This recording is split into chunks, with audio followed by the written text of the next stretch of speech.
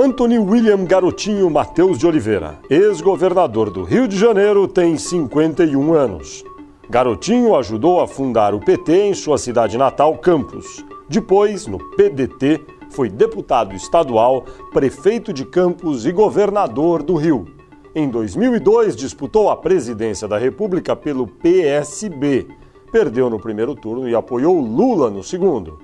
Em seguida, afiliou-se ao PMDB e depois ao PR. Em 2010, Garotinho desistiu de concorrer ao governo do Rio. Corria o risco de ficar inelegível por conta de acusação de abuso de poder econômico.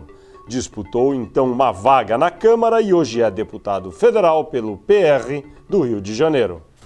Olá, internauta, bem-vindo a mais um Poder e Política Entrevista. O programa é uma parceria da Folha de São Paulo, do portal UOL e da Folha.com. E a gravação é sempre realizada aqui no estúdio do Grupo Folha, em Brasília.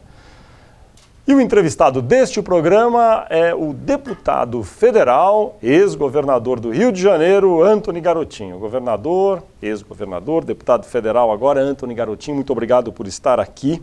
E eu começo perguntando, o senhor foi mencionado agora num episódio recente da greve dos policiais na Bahia, tentativa no Rio, conversando com um dos líderes.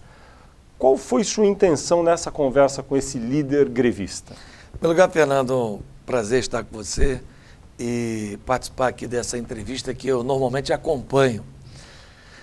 Aquela reportagem que apareceu, na verdade não foi uma entrevista, uma conversa telefônica entre eu e o Cabo Daciolo.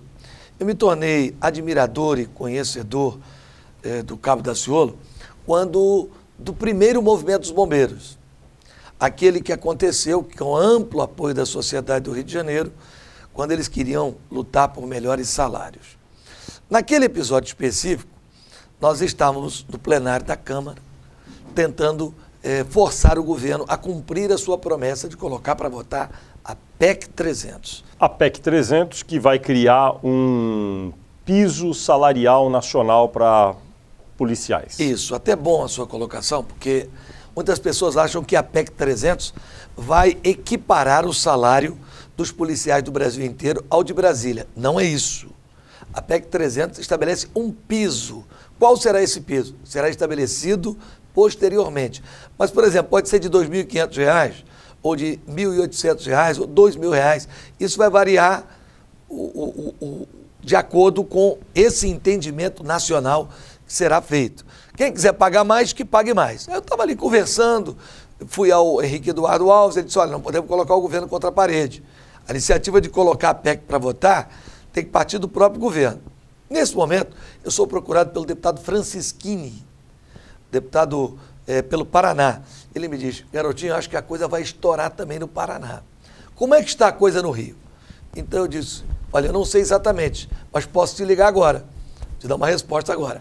Peguei o telefone, liguei para o meu gabinete, a gravação se dá desde o início, com a minha secretária dizendo, Cabo Daciolo, um minutinho que eu vou transferir, fazer uma conferência do senhor com o deputado Garotinho que está no plenário. E eu pergunto, Daciolo, e aí, como está a coisa no Rio?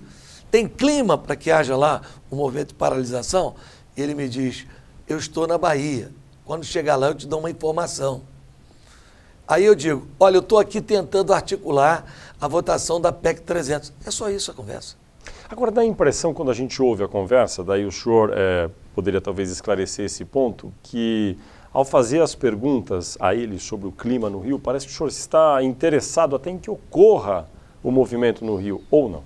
Não, eu estou interessado em saber como está o clima até para dizer ao deputado Francischini, né, responder a respeito da pergunta que ele me fez. Não havia aí uma intenção do senhor em, eventualmente, torcer a favor de haver um movimento no Rio? Não, absolutamente. Basta que você ouça a gravação é clara. O que houve foi uma manipulação. A Rede Globo de televisão colocou à noite, no dia anterior, uma gravação sem identificar o autor. Colocou ali, pronto. Uma voz de um homem, segundo a Globo, muito importante da República, conversando com o Cabo Daciolo. Eu havia tido a conversa sobre PEC 300, né? Não estava incitando greve nenhuma. A Globo, manipulando, coloca a entrevista, a conversa da deputada Janira que é uma conversa assim, onde ela fala, Daciolo, não fecha o acordo aí na Bahia, antes do caso do Rio de Janeiro, antes do movimento do Rio de Janeiro, você vai enfraquecer o movimento do Rio de Janeiro, a maneira que você pode ajudar o próprio Prisco, que é o líder lá da Bahia, não deixando que o movimento do Rio de Janeiro morra. Essa é a conversa da deputada Janira, deputada do PSOL. E aquela gravação, estranhamente, não apresentava quem era o autor da conversa. A Globo botou só uma imagem de um homem, sem mostrar aquela imagem desfigurada, e a voz do Cabo Daciolo. 5 minutos depois já estava no radar online do Lauro Jardim que este homem era eu. Eu disse, olha, mas, ô Lauro, não sou eu. A conversa que eu tive sobre Daciolo, não estou incitando. Não, mas a informação que eu tenho é que eles têm a gravação, você incitando. Eu falei, então eu te desafio a colocar. No dia seguinte, o Lauro Jardim me liga cedo e disse, olha, estou desmentindo, papelão. A Secretaria de Comunicação do Governo do Estado nos disse que tinha uma fita você incitando, e agora eu fui cobrar a fita que você me desafiou no seu blog, o blog do Garotinho, e eu não tenho a fita. Então estou me retratando. Foi muito correto o jornalista Lauro Jardim, que se retratou na sua coluna, dizendo que foi levado a erro pela Secretaria de Comunicação. O governador Sérgio Cabral tentou tirar o maior dividendo possível desse movimento, tentando, claro, fragilizar os seus possíveis adversários. O senhor acha que foi correto o movimento grevista dos policiais na Bahia e depois a tentativa no Rio? Eu acho que o momento não foi oportuno. Acho que essa greve teria apoio maior da população, como teve a outra dos bombeiros, se não fosse no período do Carnaval. Eu acho que o período do Carnaval ficou parecendo uma espécie de pressão fora de hora.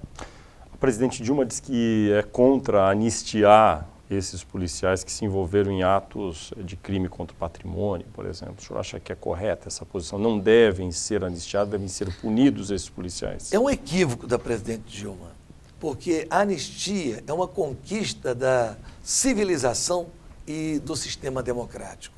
A anistia é tão importante que a Dilma não seria presidente da República hoje se não fosse a anistia. E ela fez coisas muito piores que os bombeiros. Mas lutando contra a ditadura. Sim. Agora é uma democracia. Sim, nós estamos numa democracia. Mas o Lula, por exemplo, fez também greve. Você não pode dizer que... Mas também durante a ditadura. Sim, mas não é porque nós estamos vivendo um período democrático que nós vamos impedir que as pessoas não tenham o direito de se manifestar porque são militares.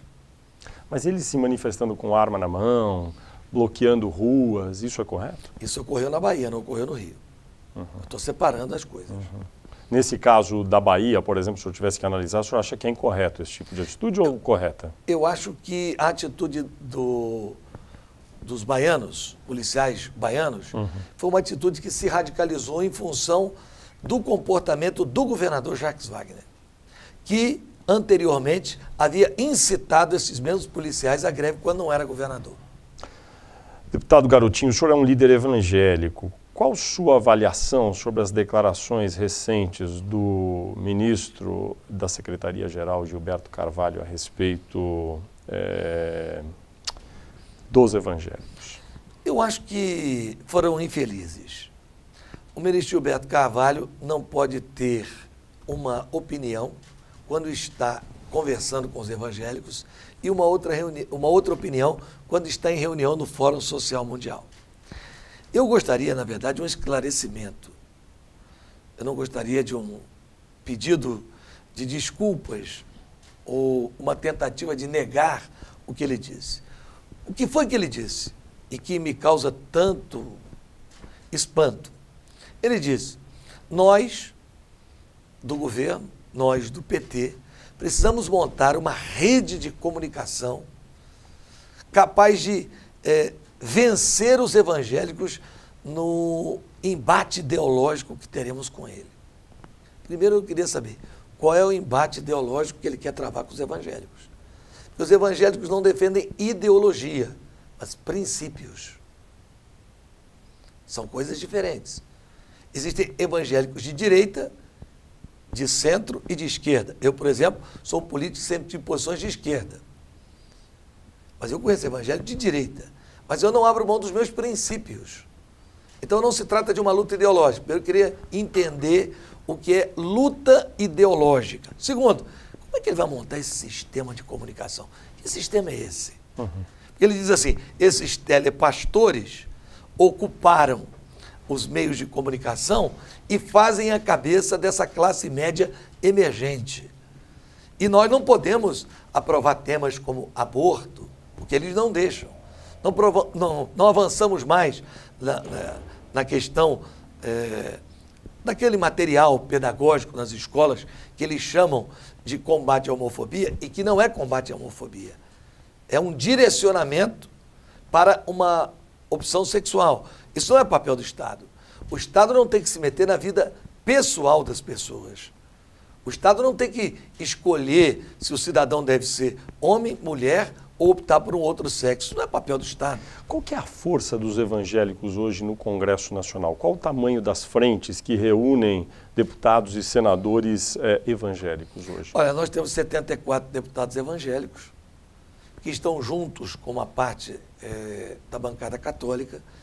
Existe uma parte católica mais ativa, na qual se inclui, por exemplo, o deputado Eros Biondini e o deputado Carimbão, que são católicos militantes, né? E no Senado são em torno de 8 senadores. Qual é o poder que tem essa bancada evangélica? Ela atua de maneira orgânica, o senhor acha? Só naqueles pontos que tratam de princípios. Fora disso, não. Nós, por exemplo, no caso do regime diferenciado de contratação, boa parte dos evangélicos apoiou, eu fui contra, porque eu acho que fere a lei de licitações. E ela é ruim para a democracia brasileira. No caso, por exemplo, da Lei Geral da Copa, né, eu sou radicalmente contra fazer o tipo de concessão que o Brasil está fazendo. Já outros evangélicos votam de maneira contrária, ou seja, favorável à lei proposta pelo deputado Vicente Cândido. Né? Então, nós não somos iguais. Né? Eu, por exemplo, tenho uma postura radicalmente contra o presidente da CBF. Inclusive, estou investigando o senhor Ricardo Teixeira através de uma proposta de fiscalização e controle. Tem muitos evangélicos que são amigos do Ricardo Teixeira, mantêm boas relações com ele. Vieram até me fazer pedidos para encontrar com ele. Alguns não tiveram nem coragem de assinar a CPI da CBF. Né? Então, eu quero dizer o seguinte, só nas questões em que tratamos de princípios, nós votamos juntos. Nas eleições municipais deste ano, 2012, o senhor acha que a atuação dos políticos da bancada evangélica, o movimento em geral, terá uma atuação de que forma? Por exemplo, no caso de São Paulo, o candidato do Partido dos Trabalhadores a prefeito deve ser Fernando Haddad, que foi ministro da Educação e que teve envolvido no seu ministério esse kit de informações a respeito de homofobia nas escolas. Como o senhor acha que esse tema vai ser tratado nas eleições? Olha, confesso a você que, pelo menos no Rio de Janeiro, esse tema vai ter uma importância muito grande. Porque o posicionamento em relação a princípios do atual prefeito Eduardo Paes, embora ultimamente ele tenha recebido apoio de alguns pastores, é muito complicado. O último filme da Prefeitura do Rio de Janeiro, para divulgar a cidade do Rio de Janeiro no exterior, divulgado pela Rio Tour, foi obrigado a ser retirado da YouTube. Apareciam 2 homens se beijando, né, no filme durante um longo e afetuoso beijo, né, e 2 mulheres se beijando. Quando a gente sentiu a repercussão desse filme, ele retirou. Então, o Eduardo Paes é um notório defensor de políticas que vão contra os princípios cristãos. Não são princípios evangélicos. Quem mais tem combatido de forma veemente a atitude tomada por alguns governos é o Papa. Recentemente, o Papa Bento deu uma declaração importante a esse respeito, que a Igreja Católica tem o dever de guardar os princípios que ela defende. Não é segredo para ninguém, todos nós acompanhamos, em 2010 esse tema, num determinado momento da campanha presidencial, foi muito forte. O tema dos valores cristãos, princípios cristãos, como o senhor disse. O senhor acha que esse tema ele voltará de maneira forte, de maneira generalizada também na eleição de prefeitos esse ano, então, portanto? Eu creio que sim. Por quê? quando você vota para escolher um prefeito, um governador, um presidente, você não vota só para escolher um administrador. Administrar é uma parte importante de um líder, porque um prefeito é o líder de uma cidade. O governador é um líder de um estado. Ele inspira pessoas, ele transmite valores. Então, eu creio que este assunto será importante também. Você não vota para escolher um gerente. O prefeito também é um gerente, mas o prefeito, além de gerente, é um líder que inspira. Ele transmite pensamentos, né? Outro dia, dando uma entrevista a um outro veículo de comunicação e tecendo uma crítica a pessoas que não têm claramente uma definição, a repórter me disse assim, mas como o senhor pode explicar, por exemplo, uma aliança do senhor com o César Maia? Ele disse, olha, é muito mais fácil explicar uma aliança de duas pessoas que têm posição do que de quem não tem posição. Aí disse para ela, eu sou um nacionalista, um trabalhista, sempre me defini assim, não mudei. O César Maia é um liberal. Aí eu perguntei à repórter, e o Sérgio Cabral é o quê? Ela disse, ele é, sei lá, é oco. Mas já que o senhor mencionou, então, sua dita aliança agora com César Maia nesse ciclo eleitoral, tudo aquilo que o senhor disse sobre ele, ele disse sobre o senhor, está superado? Olha, não é que esteja superado, mas em momentos da história, as alianças são necessárias para combater o mal maior, que é o que está estabelecido no Rio hoje. Uma aliança entre Sérgio Cabral, os meios de comunicação comprados, a mídia do Rio de Janeiro hoje é uma mídia comprada, absolutamente vendida ao governo. As notícias mais importantes sobre o Rio de Janeiro saem na imprensa de São Paulo, não saem na imprensa do Rio de Janeiro. E, vamos dizer assim, aquela elite... Não está exagerando um pouco? Não. Não estou. Basta que você faça um acompanhamento crítico, né, a respeito do que ocorre hoje nos jornais do Rio de Janeiro. Eu te pergunto, um governador que tivesse dito que as mulheres moradoras de favela são fábricas de marginais, e disse isso foi o Sérgio Cabral. Um governador que tivesse mandado prender 436 bombeiros de uma vez só, fato que nem a ditadura militar, a não ser daquele congresso de Biúna, mandou prender tantas pessoas de uma vez. Um governador que tivesse chamado os médicos de vagabundos. Um governador que tivesse chamado os professores de preguiçosos. E outras pérolas que o Sérgio Cabral tem feito, ou então um governador que tivesse viajado em aviões de empresários famosos que ganham contratos milionários ou incentivos fiscais do governo. Um governador que tivesse concedido, como ele concedeu, incentivos fiscais ao seu cabeleireiro particular. Ou um governador que, numa situação, vamos dizer assim, mais hilária possível, a sua mulher é flagrada advogando para os concessionários do Estado, metrô e supervia. Ele diz assim, não, essas empresas contrataram a minha esposa porque a Adriana é a melhor advogada do Brasil. O que teria acontecido com esse governador se ele não tivesse blindado? Bom, mas deixa eu voltar para o tema aqui, porque a gente começou a falar da sua aliança com o César Maia. O senhor tem muitas frases assim desairosas sobre o César Maia e ele sobre o senhor em algum momento. O senhor disse que... Mas eu não deixei de ser um trabalhista, nem ele um liberal. Nós estamos unidos em cima de uma carta de princípios, será lida no próximo dia 27, lá no Centro de Eventos do Sul América, que se chama Aliança Republicana e Democrática. Republicana do PR e democrática dos democratas. Já é um fato consumado, então, que haverá uma aliança entre o PR e o Democratas para a eleição. Em todo o estado do Rio de Janeiro. Nas eleições, o senhor acha possível que a atuação da frente parlamentar, da qual o senhor faz parte, atue para orientar os eleitores de maneira orgânica ou não? Isso vai ser cada um em seu estado? Não, porque, infelizmente, muitos evangélicos fazem alianças mais pelos seus interesses eleitorais do que pelos princípios. A presidente Dilma fez uma declaração se comprometendo com determinados princípios e valores na sua campanha Eu me lembro. para presidente em 2010. Ela recentemente nomeou como ministra da Secretaria de Políticas para as Mulheres a socióloga Eleonora Menicucci, que tem posições mais liberais a respeito de determinados temas, como, por exemplo, o aborto.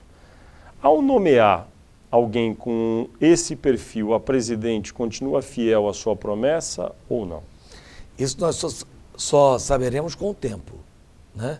Vamos aguardar para que a política de governo não seja a política da ministra, mas seja a política da presidente. Isso é o que nós confiamos. Vamos estar atentos e esperamos que ela cumpra com aquela carta que ela enviou aos católicos e aos evangélicos. Ela foi até Aparecida, onde assumiu o compromisso com a Igreja Católica. Ela foi até encontros promovidos com evangélicos e discutiu abertamente esse assunto e disse, eu não vou me intrometer nas questões pessoais. E é isso que nós desejamos. O senhor acha que, por enquanto, a presidente tem cumprido a promessa dela? Olha, pelo menos todas as vezes que ela é alertada de que algum de seus ministros não está cumprindo, ela se posiciona. Por exemplo, no caso das cartilhas, ela estava enganada. Pelo que ela disse, as cartilhas extrapolavam... Cartilhas sobre relacionamento homoafetivo? Não, não era isso. Se fosse isso, perfeito. Combater a homofobia. Era o discurso. Vamos combater a homofobia. Eu também sou contra. Aliás, como governador, eu fui o primeiro do país a criar o DDH, Disque Denúncia Homossexual. Qualquer violência contra o homossexual deve ser combatida. Só que aqueles vídeos e aquelas cartilhas eram promoção de uma opção sexual. Por exemplo, havia um vídeo chamado Procurando Bianca.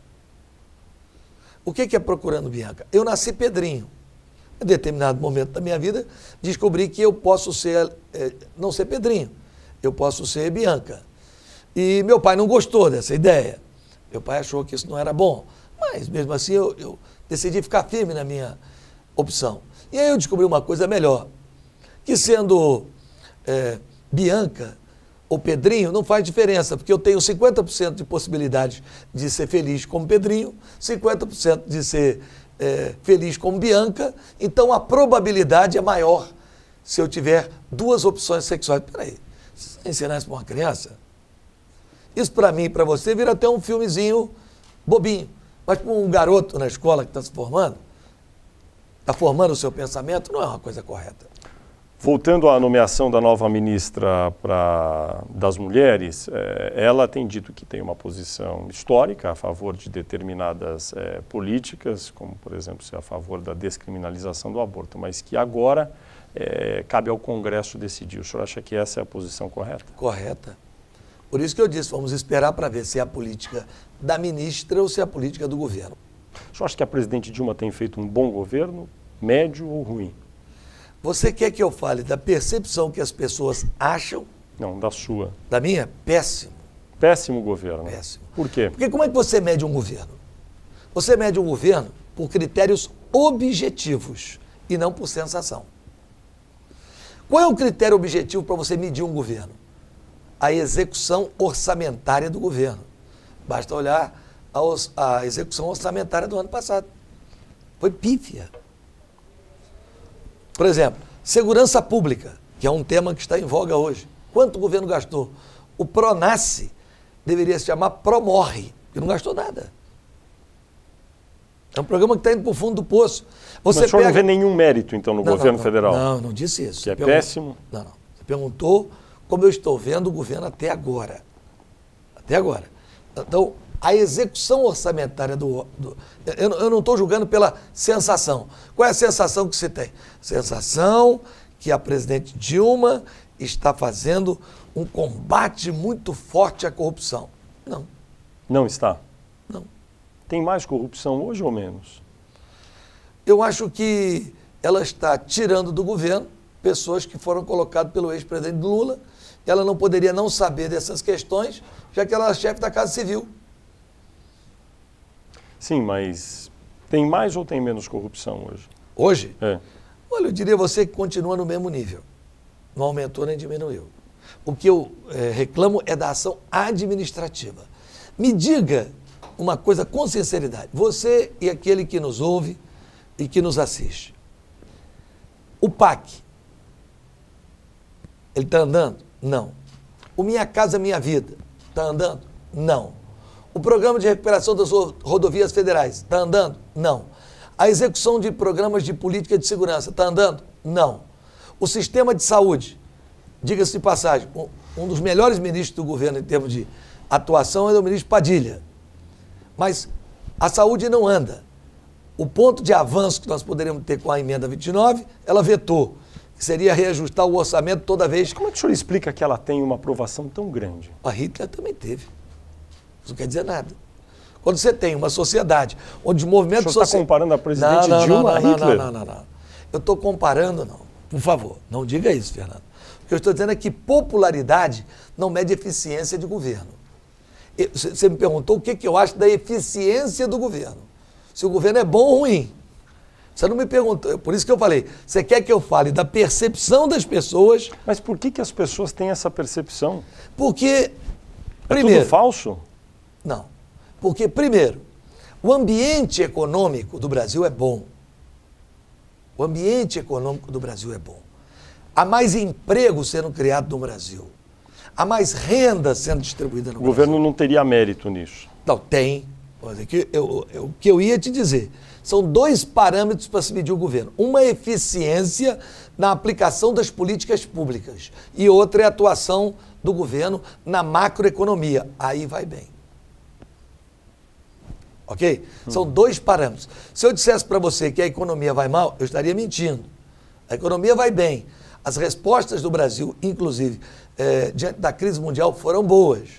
Mas o que eu falo é o seguinte, 50% a 60% de um governo são os resultados práticos das suas políticas.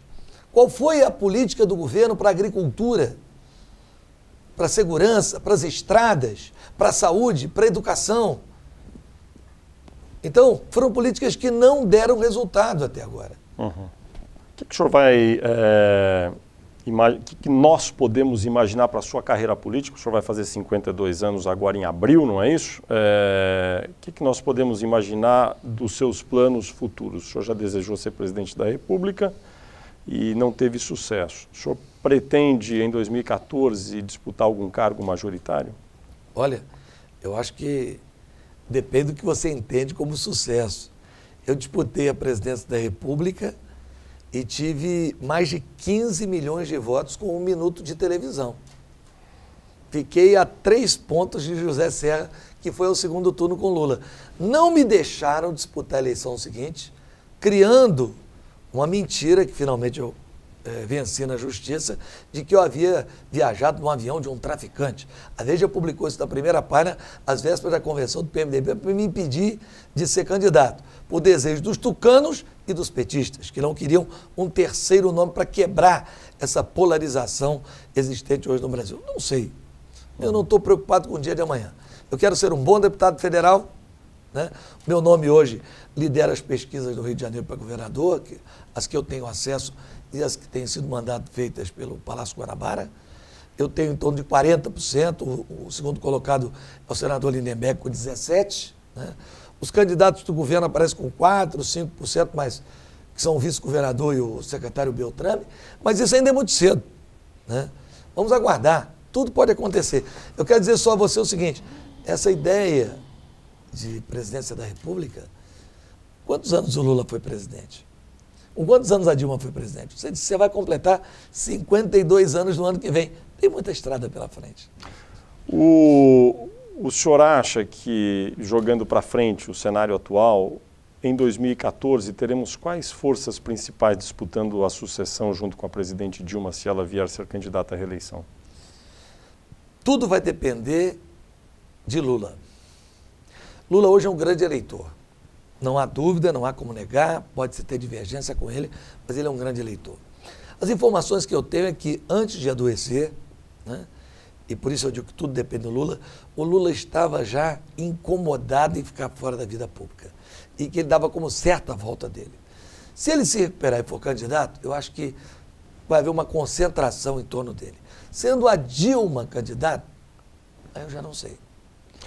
Eu acho que nós teremos aí a Marina, teremos o PSDB, que precisamos saber se ele vai ficar inteiro até lá, entre José Serra e Aécio Neves. Né? E vamos ter uma candidatura mais à esquerda, uma candidatura talvez do PSOL. O senhor mencionou o PSDB, José Serra e Aécio Neves. Qual dos dois o senhor acha mais competitivo? No momento, eu acho José Serra. O senhor acha que ele deve ser candidato a prefeito de São Paulo? Tem essa especulação? Ah, eu não quero me meter nisso. Os tucanos já brigam demais sobre isso. O senhor é do Rio de Janeiro. O senhor é do Rio de Janeiro, pode falar à vontade. Eu acho que o Serra não devia ser candidato. Não deveria? Devia se guardar para o cenário nacional. E o PR, o que deve fazer em São Paulo? Você quer saber a minha opinião? Sim. Candidatura própria. Buscar um candidato próprio. Muito bem. Deputado Antony Garotinho, muito obrigado por sua entrevista. Muito obrigado a você e a todos do UOL.